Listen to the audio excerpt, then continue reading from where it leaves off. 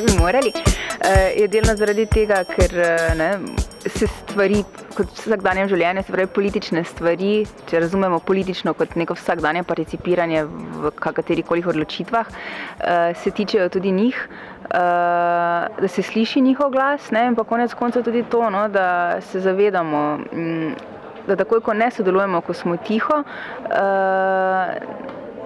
sami nič ne prispevamo k družbenim spremembam.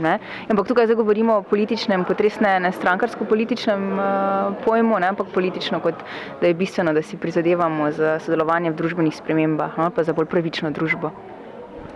Kaj pa lahko mladi pripomorejo, naredijo, spremenijo z svojim sodelovanjem?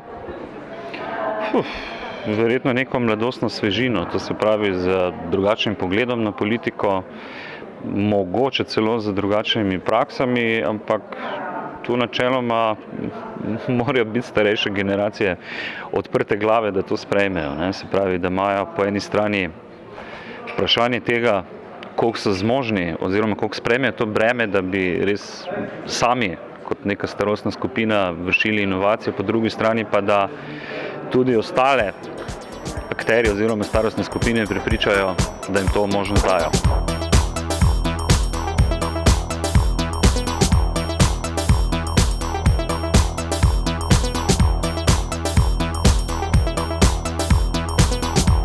Torej, nikoli ne bodo vsi, ne mladi, ne stari, zainteresirani za politiko. Mislim pa, da je treba tako mladim kot starim razložiti, da vsakdo mora poznati neke temeljne stvari, ki se v družbi dogajajo in se vsaj tu in tam, ko gre za res, kot aktivni državljani vključiti v neko dogajanje. Torej, če smo zdaj v tako hudi krizi, recimo, potem je pomembno, da tudi mladi se na nek način opredelijo do ključnih problemov. Še bolj pomembno je pa to, da se mladim ne priskuti politika, kajti politika je za vsako družbo nujna dejavnost, to je tisti temeljni, usmerjevalni in vodilni mehanizem družbe, ki mora vse druge segmente, bi rekel, in finančnega, in gospodarskega, in bi rekel duhovnega, in nenazadnje šolo, znanost, vse to povezati. In zdaj, če je politika dobra, potem družba seveda ima velike možnosti, da dobro deluje, ker je to ta povezovalni dejavnik pravi.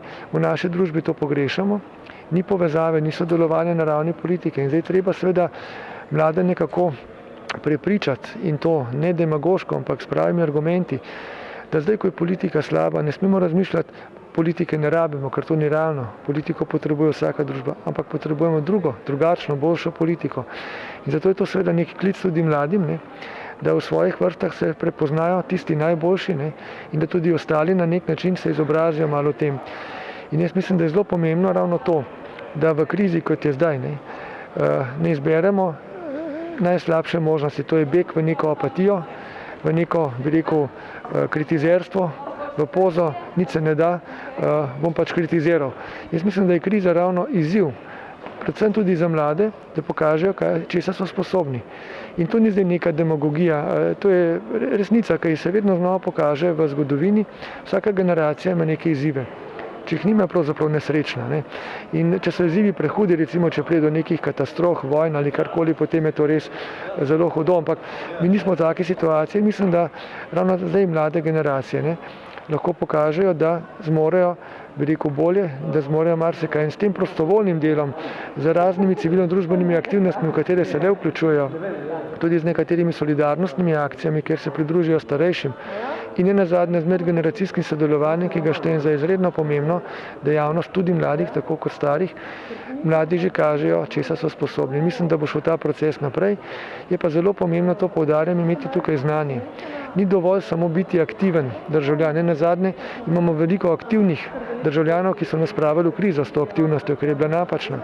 Mi moramo ljudi, torej še posebej mlade, opremiti z dovolj znanja o tem, kaj je politika, zakaj potrebujemo politični sistem in politične stranke, čemu služi demokracija in zakaj je boljša od alternativ in tako dalje, ki se lahko iščejo nove pristopi. In to so te izzivi, o katerih sem prej govoril.